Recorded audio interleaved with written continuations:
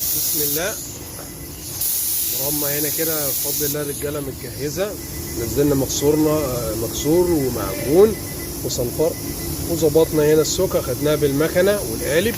ودي مرحله البرايمر الفيلر ايبوكسي برايمر.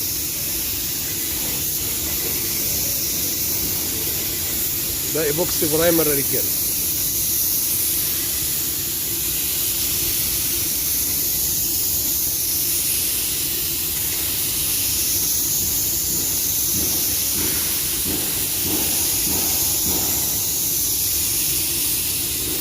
ممكن تاخد فيلر عادي يعني مفيش اي مشاكل،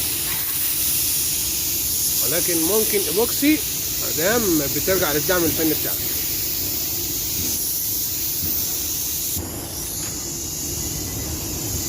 هوا وياخد فلاش تايم وننزل بوش تاني. الفيديو كامل ان شاء الله هتلاقوه في التعليق المثبت. الفيديو كامل.